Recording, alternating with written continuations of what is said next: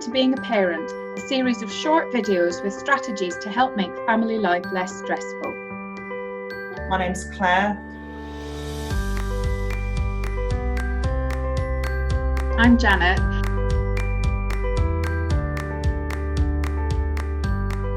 And you'll also hear from our amazing parent group leaders who have tried and tested the strategies in their own homes.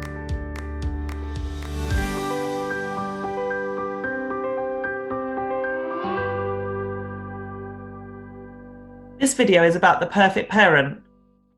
Before we get started, here are some pointers for getting the most out of this course.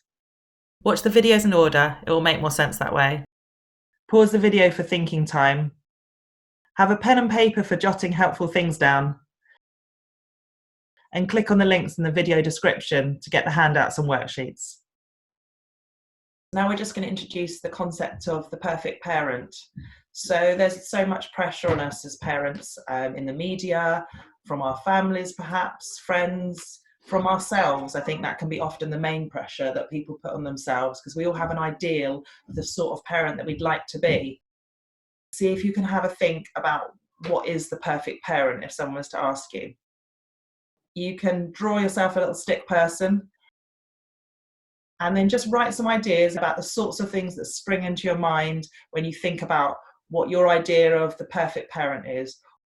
Think of as many as you can. There's no right or wrong answer in this. Janet's been busy doing one for herself and for everyone to see. So show that, Janet. I have something here. Things that Janet's got on hers. So we've got always has a tidy house, arranges lots of activities, never tired, never shouts. Kids are always polite and happy. Can you read my writing? Sorry. It's a little far. It's okay. Always cooks from scratch. So that's nice, healthy, nutritious meals all the time. No fast food. And they're the sorts of things that we're thinking about and that come up quite regularly when we do these exercises, that there's this idea that these things are always happening when they're really positive, and if things are not so positive, like shouting and not having everything all under control, they're never happening in the household. So when we think about these things of the perfect parent, they've got quite definite never and always attached to them. When we think about the perfect parent always doing everything wonderfully and never getting anything wrong, we can start to think about the fact that actually this is really unachievable. So Janet, what should we do with our perfect parent that we've created? Well, we're just going to do this, really. We're just going to do that. Just going to rip it up because, as you say, Claire, it's just not. It's not achievable. It's not a healthy ideal to have in your mind because nobody can meet those kinds of standards. So what we want to try and aim for is being the good enough parent. The good enough parent knows that adults make mistakes, encourages children to make decisions, allows children to learn from the consequences of their actions and inactions, accepts children's feelings, and lets children do things for themselves and encourages independence.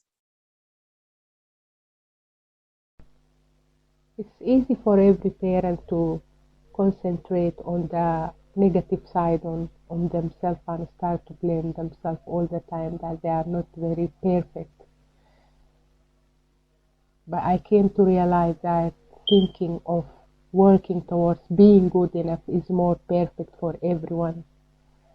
We did an exercise called the Perfect Parent, where you had to say what makes a perfect parent, and people came up with so many things, and then we ripped it up, which was fantastic and very liberating. And yeah, I just felt, oh great, that's a relief. I don't actually have to be perfect, but I can try to be good enough. The Perfect Parent exercise was a real eye-opener. After that session, I actually felt a heavy burden being lifted off my shoulders. So now you know you don't have to be perfect, and to give you something personal to focus on, we're going to encourage you to set a goal for yourself and one for your child. When I did this course, my goal to start with was something like, I want to be a better mum, but this was too vague and woolly. And the parent group leaders helped me make it more specific. So I ended up with, I want to shout less at the kids. The goal I started with for my son was to behave well at meal times. Again, this was a bit too vague, especially for a 2-year-old as he was then. So this became to sit in the high chair at meal times. Much better. Pause the video now to have a go at setting your own goals and give them a number. You'll look back at this at the end of the course and see what's changed.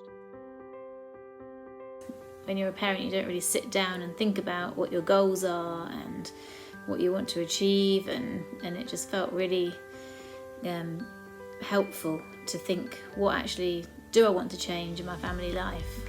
What would make it better? What would make us all happier? And just come up with some simple goals, and then to look back at the end and think, wow, actually, yeah, that really has been achieved. I've really managed to do that. It was very satisfying. Well done for gathering and thinking about a goal for yourself and for your child. Well done for listening in about the good enough parent, and I hope you can take that away with you from today, and have that in your mind when you're at home with your family. Thank you.